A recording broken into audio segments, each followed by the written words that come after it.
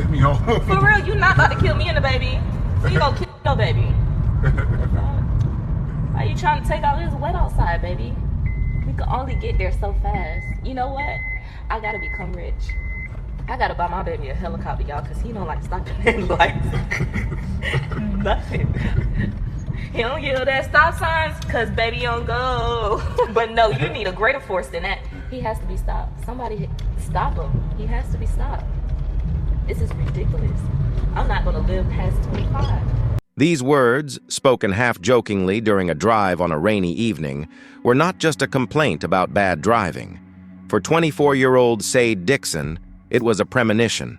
She was 3 months pregnant, raising 2 children, and wanted safety more than anything else. But the man next to her, Markeith Lloyd, recognized no stop signs on the road or in life. That evening in the car, Sade begged him to stop for the sake of herself and their unborn child. She did not yet know that in less than a week, on December 13, 2016, Markeith Lloyd would knock on the door of her parents' house with a completely different intention. That knock would end her dreams and launch 9 days of absolute terror in Orlando, claiming the lives of not only Sade, but also a police officer who tried to stop this madness. This is the story of a woman who saw her own death approaching in the eyes of her loved one, the incredible bravery of her brother, and the price the city paid to capture a man who considered himself free from human laws. Before we dive into the details of this complex case, please like this video, write in the comments what you think about Sade's prophetic words, and subscribe to the channel. The world of Criminal Chronicles never sleeps. Be careful. For most news headlines in December 2016, she became just another name in the sad statistics of violence. But for those who knew her personally, Sade Dixon was an entire universe. Her parents, Stephanie and Ron, remembered their daughter as a phenomenal woman, hardworking, driven, unique, and incredibly strong-spirited. She was the very heart of the family, around which life revolved in the house on Long Peak Drive in Orlando. At 24, Sade was already a mother of 2 children, a 5-year-old son and a 7-year-old daughter. Her every day was dedicated to giving them the best future. She didn't just fulfill her parental duties, she did everything possible to make her children feel protected and loved, even when dark clouds began to gather in her own life. December 2016 was supposed to be a time of new hopes. Sade was 3 months pregnant. It was a new page, a chance for the life she so desperately wanted to build. She was already making plans, dreaming of how her family would grow even bigger. However, alongside this joy, there was a constant, almost palpable fear emanating from the man who was the father of her unborn child, Markeith Lloyd. The true depth of her anxiety is revealed by a fragment of a live broadcast recorded shortly before the tragedy. In the video, Sade is sitting in the car while Markeith Lloyd is driving. It is raining outside, visibility is poor, but he continues to speed, ignoring stop signs and traffic lights. "Look, you haven't learned anything. It's raining outside and you're still trying to speed," she says, trying to turn her fear into a joke, but her voice trembles. We won't repeat and comment on the entire fragment, but we cannot skip these words. The most terrifying thing in this broadcast is her final prophecy. "This is stupid. I'm not going to live to see 25. At that moment, Sade Dixon, who loved life, her children, and her unborn child so much, felt the breath of the inevitable. Although it sounded like a joke, considering the context she was in at that time, it can be concluded that this was not a joke, but a premonition of the inevitable. But let's figure out who Markeith Lloyd was. He was no stranger to the criminal world when he met Sade Dixon. His name had appeared in Orlando and Orange County police reports for years, painting a portrait of a man who didn't just break the law, but systematically ignored the very concept of social order. To Sade, he might have initially seemed like a protector, but that mask fell very quickly, exposing the cruel and manipulative nature of a man who considered women his property. The story of their relationship is a classic, yet no less horrifying textbook case of abuse. They had only been dating for a few months, but in that short time, Lloyd managed to completely occupy the woman's living space. He demanded absolute control, using manipulation and psychological pressure to keep Sade in a state of constant tension. However, the real threat became apparent on December 10, 2016, just 3 days before the fatal gunshots. That evening, an argument broke out between them that escalated into physical aggression. In an act of animalistic rage, Lloyd bit Sade on the shoulder. This incident became the point of no return. The injury was so severe that the pregnant woman had to go to a doctor to get a tetanus shot. For Sade, this bite was not just physical pain, but a loud alarm bell. The man she had let into her life was an uncontrollable and dangerous predator. Markeith Lloyd's criminal record was a long list of warnings that the system, unfortunately, failed to stop in time. Between 1994 and 2016, he was arrested 20 times. His records included numerous instances of violence, including first-degree battery and the illegal carrying of a weapon. Back in 1995, he was suspected of murder, but the charges were dropped due to the false testimony of a key witness. In 1998, Lloyd assaulted a police officer, for which he spent 4 years behind bars, being released in 2002. Lloyd lived by his own ideology, which would later be described in court as belonging to the sovereign citizens movement. He claimed to be a flesh-and-blood man who was not subject to the laws of the state, which he called a corporation. This detachment from reality and confidence in his own impunity made him unpredictable.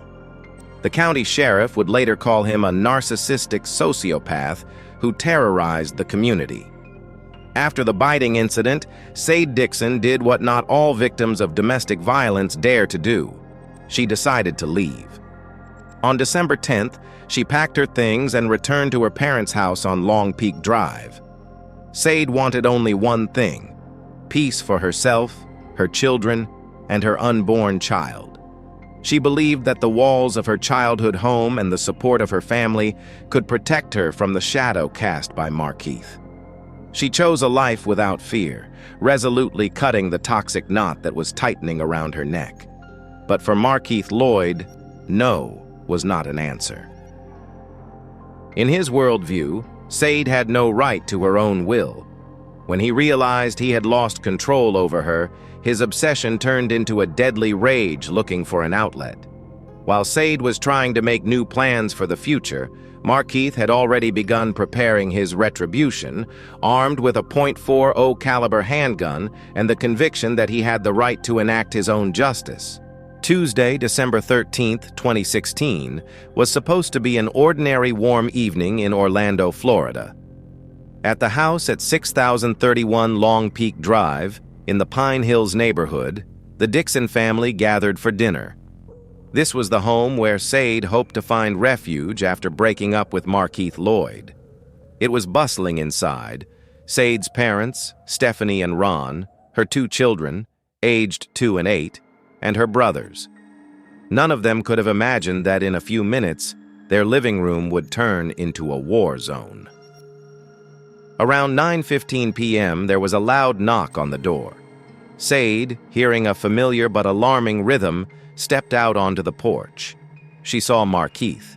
A brief but fierce argument broke out between them, Lloyd's final attempt to regain control over the woman he considered his property. Witnesses later recalled that the conversation was short. When Sade realized there was nothing to negotiate and tried to close the door on the past, Markeith Lloyd pulled out a .40 caliber handgun. What happened next was described by neighbors as a series of rapid, devastating sounds. Pow, pow, pow, pow! Lloyd acted with cold-blooded cruelty, firing 8 bullets into Sade. He wasn't just shooting a woman, he was shooting a mother of 2 and his own unborn child, who was in the 3rd month of development. Sade fell near the entrance, between 2 concrete pillars of the porch. At that moment, a force Lloyd hadn't accounted for entered the fray, a brother's devotion. 26-year-old Ronald Stewart, a University of Florida graduate and mechanical engineer, heard the screams and gunshots. Without hesitating for a second, he rushed to his sister's aid, trying to shield her with his body or stop the attacker. Ronald was unarmed, but his courage was boundless. Lloyd, seeing the obstacle, shifted his fire to him. Ronald sustained numerous gunshot wounds, which doctors would later describe as massive. He fell next to his sister, bleeding out under a hail of bullets. Inside the house, another drama was unfolding. Sade's mother, Stephanie Dixon Daniels, frantically dialed 911. Neighbors recalled her voice, soaked in hysteria and pain. "You need to come right now. My kids are lying on the ground." While Sade's children, the 2- and 8-year-old toddlers, were in the room just a few meters from their mother's body, Lloyd finished his bloody work. Having dealt with Sade and severely wounded Ronald, Lloyd rushed to his car, an old red Buick Regal. Before leaving, he fired a few more bullets toward the house where the rest of the family was hiding, before disappearing into the darkness of Orlando's night streets. Orange County Police arrived at the scene at 9:03 p.m. Officer Rachel Ward tried to resuscitate Sade, but it was too late. At 9:16 p.m., doctors pronounced the woman and her unborn child dead.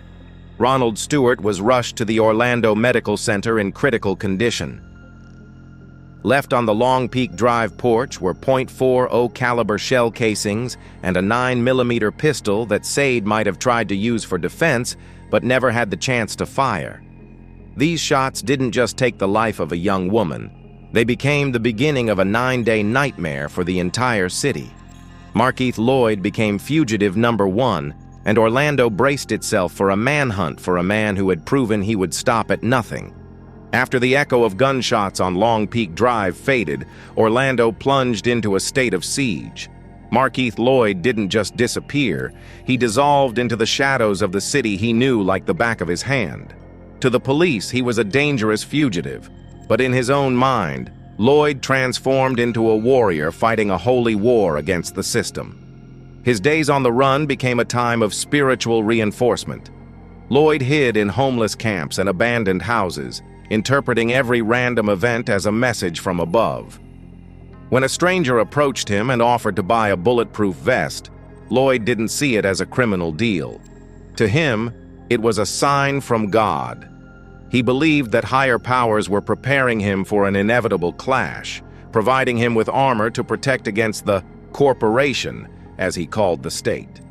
He began wearing this bulletproof vest every day, hiding it under a black t-shirt with the word security printed on it. A cruel irony from a man who brought only danger. The morning of January 9th, 2017, began for Orlando with routine chores but ended in a national tragedy. At 7:15 a.m., Takeshia Bryant walked into the Walmart at the intersection of Princeton Street. In the checkout line, she saw a face that every resident of the city had seen on television bulletins. The characteristic scar on his lip and the massive silhouette under his t-shirt left no doubt. It was Markeith Lloyd. Takeshia did not panic. She calmly walked out of the store and saw a uniformed officer loading groceries into her car in the parking lot. It was Lieutenant Deborah Clayton, a 17-year police veteran and a hero who was one of the first to arrive at the scene of the Pulse nightclub shooting. Deborah knew what true evil was. Hearing from the witness that Sade Dixon's killer was inside, she called for backup, but decided to act immediately so he wouldn't disappear into the crowd. "Get on the ground!" Clayton's voice rang out as Lloyd exited the store with a shopping cart. What happened next took only 6 seconds, but those seconds were forever etched into the memories of eyewitnesses. Lloyd pushed the cart toward the officer and darted behind a concrete pillar. He jumped out with his weapon drawn, the same .40 caliber handgun he used to kill Sade. A fierce shootout began. Lloyd's first bullet hit Deborah in the thigh, breaking the bone and knocking her off her feet. She fell on her back but continued to fight. Bleeding on the asphalt, she fired 7 return shots, trying to stop the monster. However, the bulletproof vest that Lloyd considered a divine gift did its job. It stopped her bullets. Lloyd walked around the wounded woman, stood over her, and in cold blood, shot her in the neck. This final shot was not just murder. It was the execution of a person who had dedicated her life to protecting the community. Lloyd fled in a dark green Mercury, triggering a chain reaction of chaos. He shot at another deputy sheriff in an unmarked car, carjacked a Volkswagen Passat at gunpoint, and disappeared once again into the suburban jungle. While the city shuddered from the news of Clayton's death, death claimed another hero. 35-year-old Deputy Sheriff Norman Lewis, whom friends called Big Norm for his incredible stature and an even kinder smile, was helping set up a perimeter to search for the killer. A former University of Central Florida, UCF football star, Lewis was the epitome of professionalism and dedication. At 9:43 a.m., as he was riding his official motorcycle down Pine Hills Road, a 78-year-old van driver made a fatal left turn right in front of him. The impact was devastating. Norman Lewis, a man who had survived countless dangerous situations on duty, died in a traffic accident while trying to catch a man who considered himself above the law. One morning took the lives of 2 officers. Orlando mourned its protectors, and only one question hung in the air. How many more lives would Markeith Lloyd take before he was stopped? The hunt entered its most active phase. Every window, every shadow in the Carver Shores neighborhood now seemed like a threat, because somewhere out there, barricaded in his manic certainty, hid a killer who had no intention of being taken alive. The evening of January 17, 2017, became the final act of the 9-day siege that had kept all of Florida in suspense. The Orlando police, using cell phone tracking, traced Markeith Lloyd to an abandoned house at 1157 Lescott Lane in the Carver Shores neighborhood. What began as surveillance quickly turned into a massive operation. Over 100 officers, including a SWAT team and U.S. Marshals, surrounded the building, creating an impenetrable perimeter. Helicopters circled in the air, and every window of the old house was in the crosshairs of snipers. Lloyd, realizing there was no way out, initially tried to escape through the back door, but upon spotting law enforcement officers there, retreated back into the darkness of the rooms. A moment later, the front door opened, and he began throwing out weapons, first clothes, then 2 handguns. Among them was the same .40 caliber pistol that took the lives of Sade and Lieutenant Clayton, as well as a Glock with an extended 100-round magazine.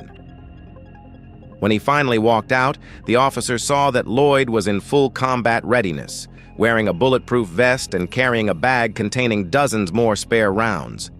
In a symbolic gesture of justice, the killer was placed in Deborah Clayton's personal handcuffs. However, the arrest was not peaceful.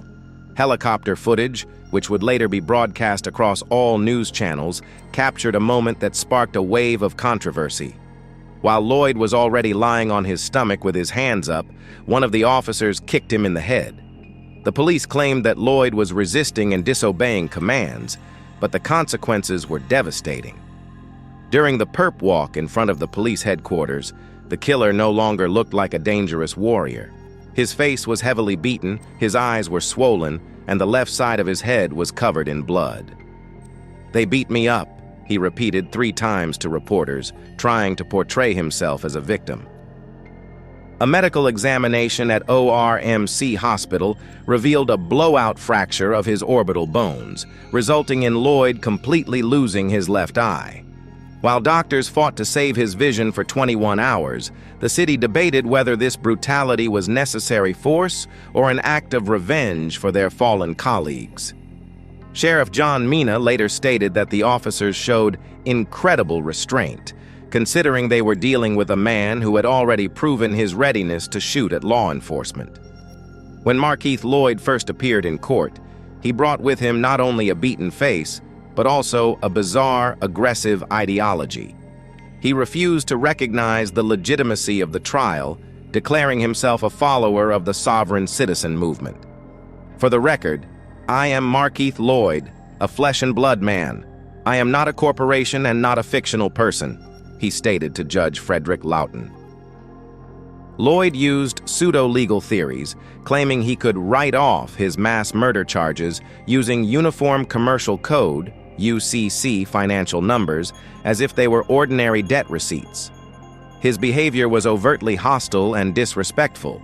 He constantly interrupted the judge, shouting, "What is your name, ma'am?" refused to identify himself, and launched into lengthy tirades filled with profanity.